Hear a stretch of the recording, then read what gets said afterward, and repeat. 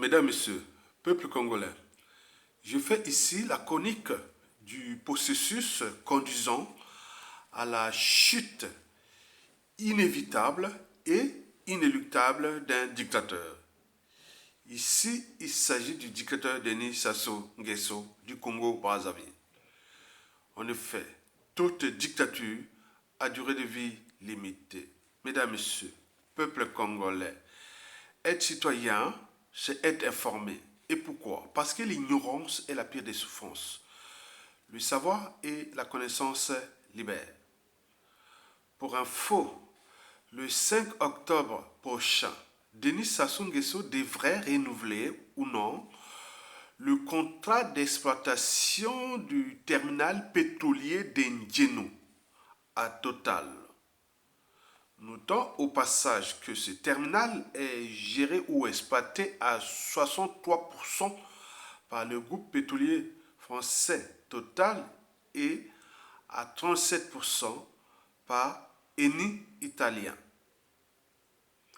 Cependant, pour renouveler ce contrat, le dictateur Denis Sassou Nguesso a exigé à Total le montant de 600 millions de dollars.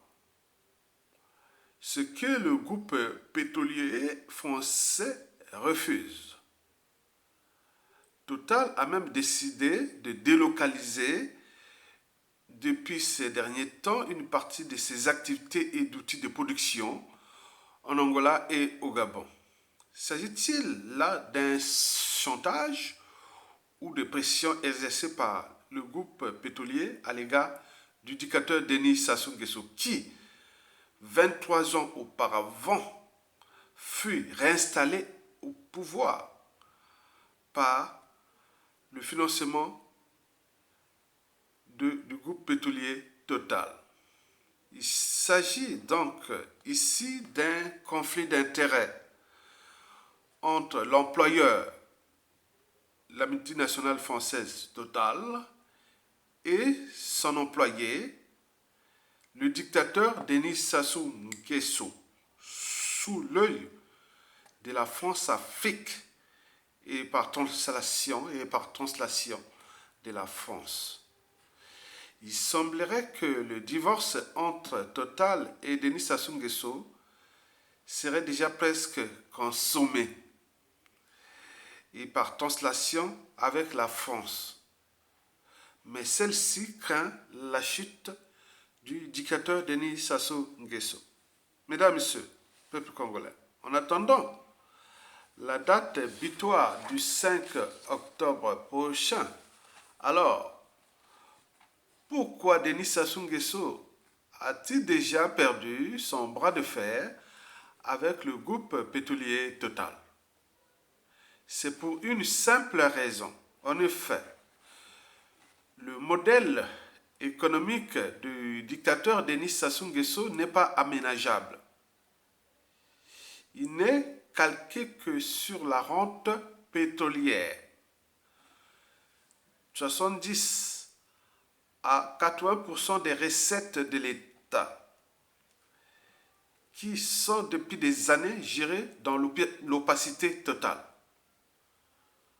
En complicité bien sûr avec le groupe pétrolier Total.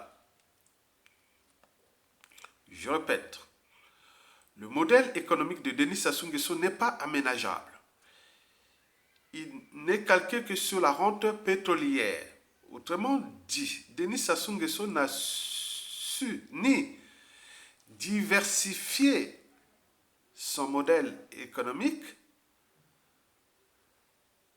ou son économie, ni bien gérer la rente pétrolière et encore moins anticiper les aléas de son modèle économique. Mais la pandémie du Covid-19 est passée par là. Elle a provoqué la baisse de la demande mondiale en pétrole et entraînant ainsi la chute abyssale des cours du baril de pétrole. Les compagnies pétrolières dans Total et les pays producteurs dans le Congo se retrouvent avec des stocks de pétrole difficiles à écouler et un baril qui ne cesse de se fondre en cours. Par conséquent, le monde, par conséquent, le modèle économique de Denis Sassou Nguesso devient donc caduc. C'est un handicap pour pouvoir négocier en force le renouvellement du contrat d'exploitation du terminal pétrolier d'Indieno à Total et Eni. D'où le statu quo et l'immobilisation et voire le blocage actuel. Mesdames, Messieurs, peuple congolais, dans 100% des cas, Denis Sassou Nguesso n'obtiendra pas gain de cause. Et pourquoi? C'est pas sorcier. Explication. La multinationale française, c'est-à-dire le groupe pétrolier Total, est bien entendu une multinationale. Elle est cotée sur le marché boursier ou sur des valeurs mobilières, actions, obligations. Elle fait des prévisions de son chiffre d'affaires et retour sur investissement pour ses actionnaires. Donc on parle de rentabilité à court et à moyen terme, la stratégie de l'entreprise et tout compagnie ce qui concerne les multinationales. Le groupe pétrolier Total est en train d'en profiter de la pandémie du Covid-19 pour transformer ses activités à court et à moyen terme. Selon les sources fiables, dès 2025, le groupe pétrolier Total commencera à inverser ses activités d'exploitation du pétrole, commencera à inverser ses activités d'exploitation et de production d'énergie fossile, c'est-à-dire pétrole, vers plus d'énergie renouvelable. Retenez bien. En ce moment, le groupe pétrolier Total est en plein chamboulement. Donc, tout va démarrer en grande pompe à partir de 2025, où il va mettre le paquet désormais sur les énergies renouvelables. D'après les mêmes sources, l'objectif affiché à court et à moyen terme par le groupe pétrolier Total sera d'abolir ou d'aboutir, je veux dire, d'aboutir à la neutralité carbone d'ici à 2050. Retenez bien, en ce moment, il y a la crise du Covid-19. La consommation mondiale en pétrole a baissé considérablement. Donc, les compagnies pétrolières, les pays producteurs de pétrole ont des stocks.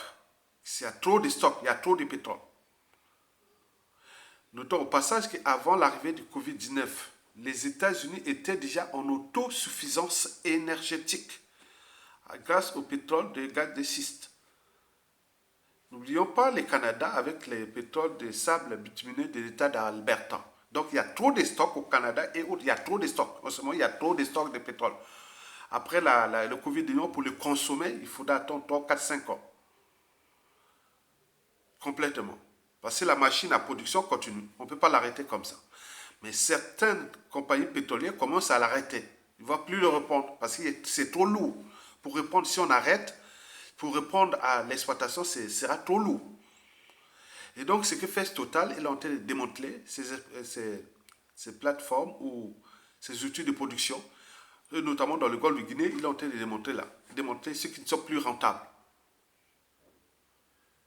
Donc, quand la demande en pétrole va recommencer, il est naturellement possible que cette énergie sera l'énergie du passé, puisque Total, qui a déjà tout compris, va progressivement sortir du pétrole pour des énergies renouvelables.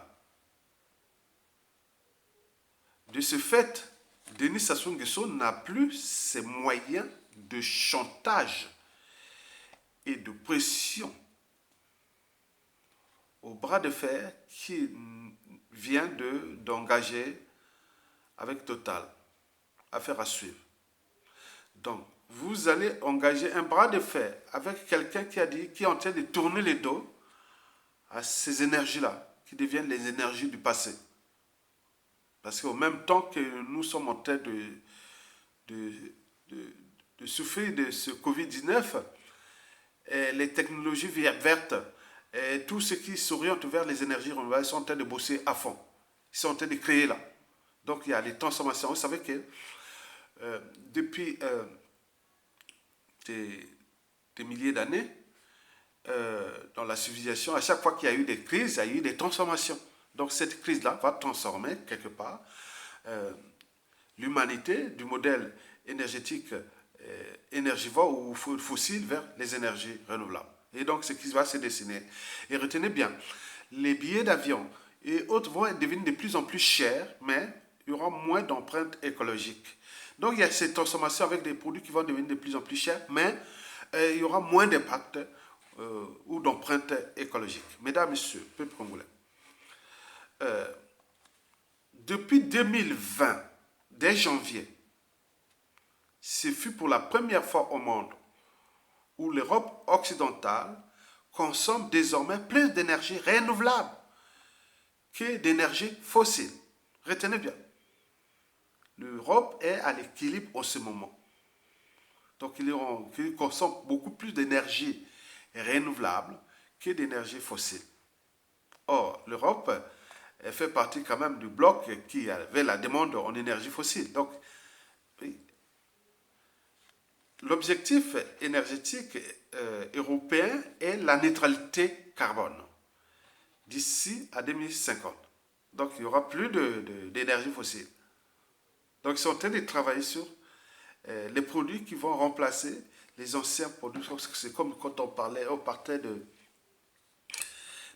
machines des moteurs à vapeur ou de machines à vapeur pour passer sur le diesel, l'électrique, le diesel et l'essence. Et aujourd'hui, ils vont transformer sur les moteurs à hydrogène, à plein de tout. Bon, donc je vais vous parler en détail.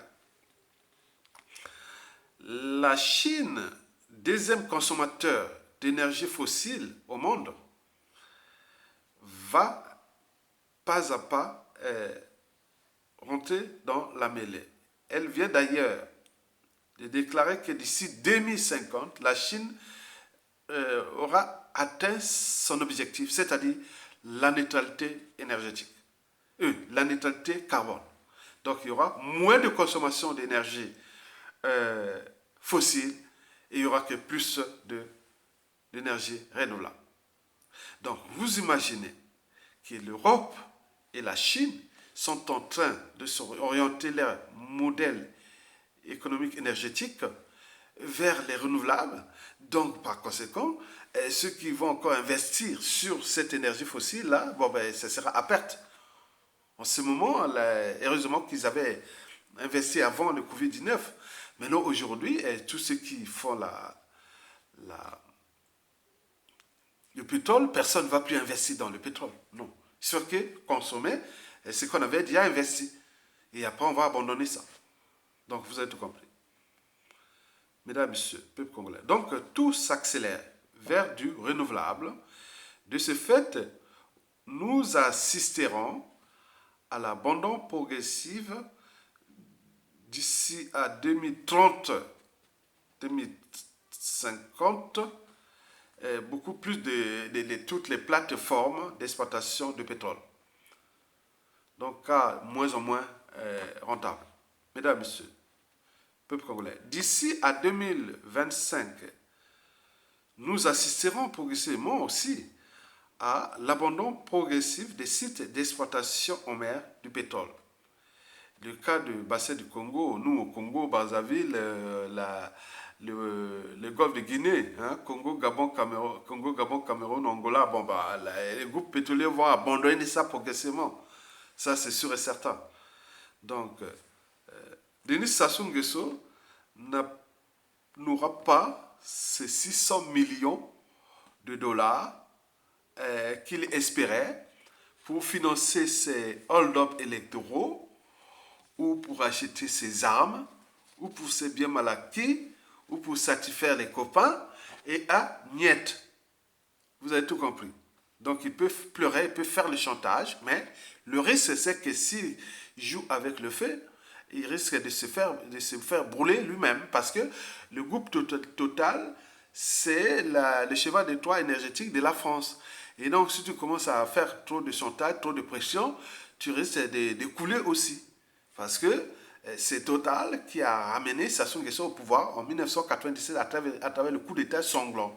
Et là, Sassou Nguesso veut jouer au Rambo au moment qu'il est affaibli, vomi au bout du gouffre, au bout du gouffre, il est à bout de souffle, il est au bout du rouleau, il tient là ce pouvoir-là qui est par le mensonge, la dissimulation, la ruse, surtout la ruse.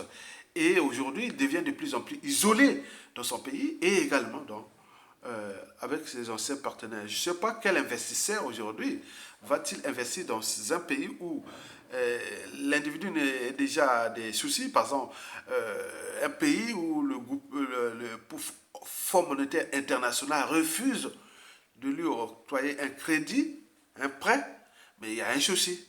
Parce que ça que ce monsieur n'a jamais respecté les fondamentaux des règles économiques et financières, voire du business.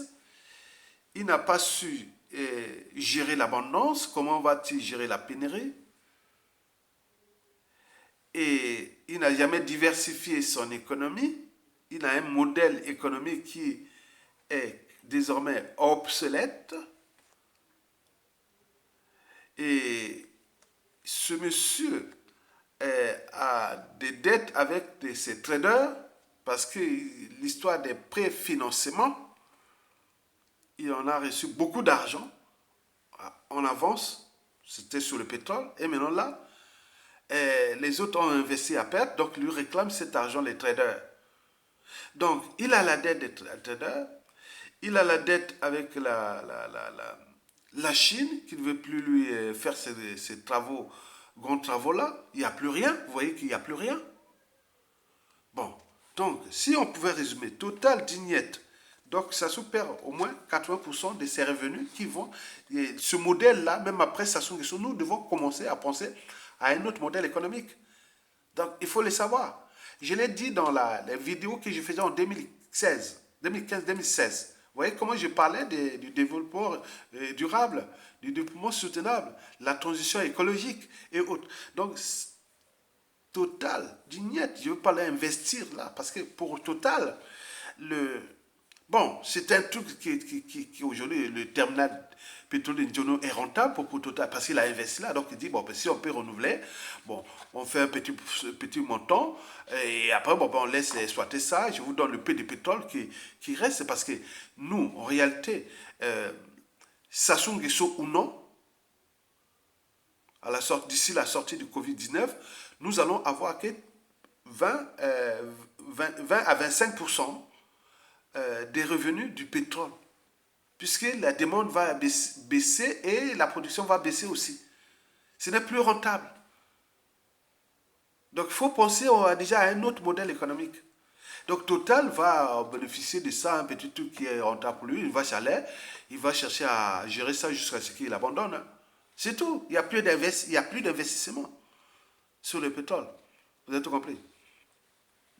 Et donc cette affaire-là ne va pas se terminer vite comme ça. Mais le pétrole, on va encore avoir besoin de pétrole jusqu'en 2035, ça c'est sûr. Mais ça sera plus à des mêmes volumes. Mais c'est que il y aura, par exemple, demande mondiale, il y aura peut-être 70% de demande en énergie renouvelable contre 30%, par exemple, pour l'énergie fossile. Alors que jusqu'à aujourd'hui, on était à presque 80% de la demande mondiale. C'était avant 2015, 16, 17, 18 déjà. On était à presque à 70 à 80% de la demande mondiale en pétrole.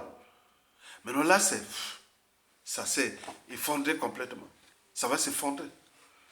à cause des déploiements des technologies vertes, la demande mondiale et tout compagnie. L'empreinte écologique et de tout ce qui est des changements climatiques et beaucoup de choses là que vous connaissez que c'est pas du blabla. Hein. Bon, donc j'en étais où? Voilà, donc ça sous 600 millions de dollars net. Et par ailleurs, nous ne bénéficierons pas de notre pétrole. Attends, nous ne bénéficierons plus de la valeur ajoutée de notre pétrole parce que d'ici à 10 ans, non.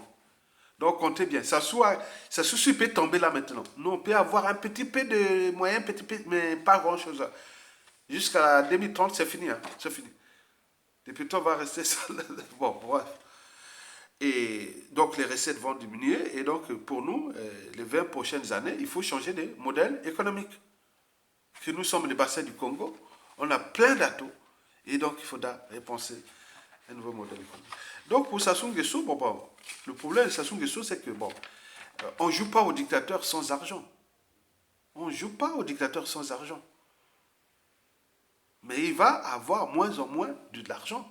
Il lui reste que la ruse, les mensonges, la dissimulation et surtout les intimidations, la violence, la corruption avec peu de moyens qu'il lui reste. Il n'y a pas grand-chose. Donc Sassou Nguesso, pas total non. Le FMI non plus. Le club d'Oyo, qu'ils ont voulu faire le club de Brazzaville, ils ont voulu prendre l'air magot caché dans les cimetières et tout pour remettre dans l'économie sous forme de bons de trésor pour satisfaire leurs copains qui commencent à râler un peu parce que, soi-disant, la dette intérieure ou la dette creuse. Mais elle n'est qu'une dette entre copains. Hein. Donc les entreprises, les banques là, tout ça, c'est entre eux. Et dès que ça va tomber, vous allez voir que tout va être déballé. Et beaucoup vont même fuir, il y aura même des emprisonnements à la chaîne. Hein. Beaucoup ont les banquiers là et les enquêtes et tout compagnie, donc ils savent bien. Donc c'est une mafia qui est là, attention. Donc le pot d'Oyo là, c'est ils jouent l'air. Voilà, ils vont prendre leurs magots qui sont cachés dans les cimetières ou dans les circuits opaques, ils vont les remettre dans au trésor public pour transférer ça dans leurs banques et les banques, les copains vont se servir et ils vont prendre leurs petits magots. Un peu, voilà, donc vous êtes remplis, ça n'a aucun intérêt pour le Congo. En plus, ça va encore surendetter notre pays. Vous êtes remplis. Donc, il faudra dire que ça aujourd'hui va jouer à la planche au faux billet, ce qui se passe aujourd'hui. Quand ça va faire la fête pour évacuer la pression de la peur des lendemains. Parce qu'à Oyo et partout, ils font qu'ils la fête parce qu'ils ont la peur des lendemains. Parce que les gens ont tout compris comment ça fonctionnait, comment ils ont fait du mal à ce peuple. Donc il y a des gens dans l'ombre qui n'en parlent plus. Mais ce sont des méchants. Nous sommes là que des lanceurs d'alerte, les éveilleurs de conscience. On leur dit, faites attention. D'où l'intérêt qu'il faut s'il n'y a pas de transition politique consensuelle. Ce pays-là est foutu complètement. Parce qu'il y a trop de haine, trop de rancune, trop de contentieux historiques non réglés, trop de règlements de comptes en dormance, trop de victimes. Il y a eu trop d'injustice, d'oppression et de barbarie. Il y a trop de méfiance et de défiance entre nous. Il y a trop de guerres des égaux, hein, des agendas cachés, des conflits d'intérêts, des intérêts particuliers et partisans, des amalgames, des négationnismes et autres.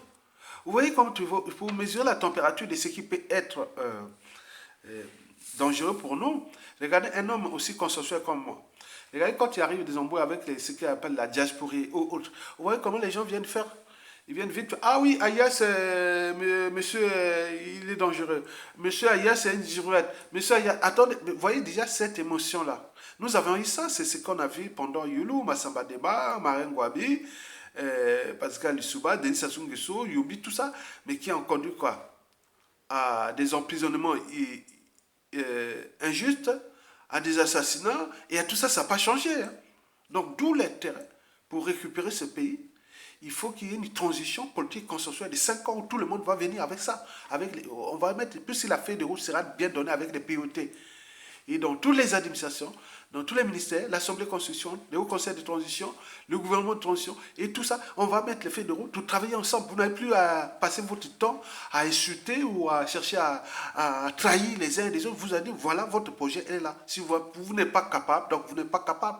Puisque dans la Constitution de 1992, plus le règlement intérieur, la charte, on va mettre tous ces trucs-là que vous avez dit que vous voulez bosser ce pays-là. Donc il faut venir là maintenant bosser. On te donne des dossiers de synthèse, on te donne des outils d'aide à la décision, on te donne plein de trucs pour bosser comme un manager, comme un cadre, comme quelqu'un qui a la bonne volonté de ce pays. On va maintenant voir pour arriver à ce que nous voulons, c'est-à-dire restaurer l'État et son autorité et passer au fédéralisme.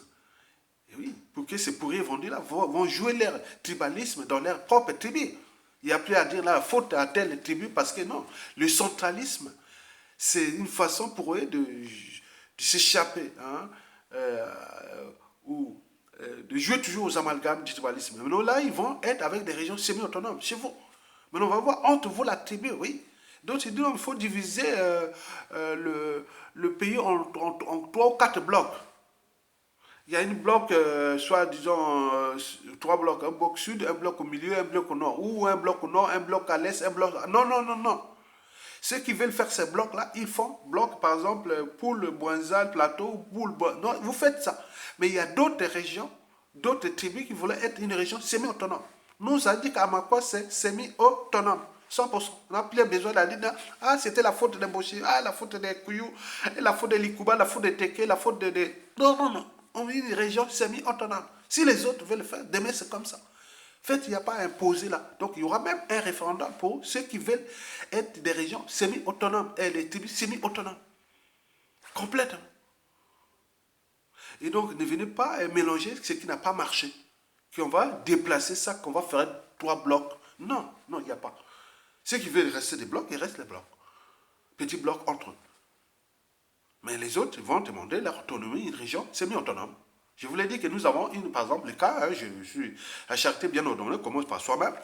Et il y a des, voilà, donc, l'Équateur, c'est une région semi-autonome, capitale Makwa, avec des villes nouvelles qu'on va créer et des modèles économiques qu'on va créer. Voilà, donc c'est ça. J'ai aussi d'autres tribus qui ont déjà pris leur décision de dire une région semi-autonome aussi. Mais les autres qui veulent rester dans leur truc, bon, ben, ils le font. Il n'y a pas de souci. Et demain, on ne va pas faire parce que la diversité des régions partout dans le monde, parfois, ça a été créé suite à des crises que nous connaissons aujourd'hui, la crise du tribalisme, de l'ethnosocialisme et de la géopolitique. Et dès qu'on aura fait ça, ce sera fini. Mesdames, Messieurs. Donc, qu'est-ce que nous attendons aujourd'hui pour éjecter Sassou Nguesso? Donc, sinon que de laisser le temps de détruire complètement ce pays. Il va partir comme un être mortel, on va voir comme la chute la plupart des indicateurs. Donc l'enjeu n'est plus de parler ni du nord, du sud, de l'est à l'ouest, non. L'enjeu est que nous sommes en situation où le gars est au bout du rouleau, à bout de souffle, et que nous ne sommes pas capables, civils, politiques et militaires, de les dégager. C'est une indignité collective. Et donc là, Sassou joue à la ruse, mais il peut se maintenir comme ça, mais de toute façon, il va tomber. Mais quel pays nous allons récupérer? C'est tous les questionnements. Il est déjà une poudrière. Et donc, commencer à repenser à la transition, transition. À défaut, non, ceux qui volent là-bas, ils vont détruire ces pays. Mais au final, on arrivera soit par une transition qui va venir après que ces opportunistes et les trucs ont repris le contrôle par la suite, mais ça ne marchera pas. Et ce pays-là sera complètement détruit. On pourra arriver à des partitions ou des décisions ou des pays en lambeaux, où il y aura beaucoup de choses. Donc il faut voir que moi j'analyse tous les indicateurs sociopolitiques, socioculturels et autres, donc on voit loin. Donc nous voyons loin. Donc écoutez tous ceux qui voient loin. Donc ensemble, pour que ça se dégage, que nous allons vers la transition. À défaut, le pays là sera irrécupérable pendant quelques années. Mesdames, Messieurs, peuple congolais, je vous remercie et à bientôt.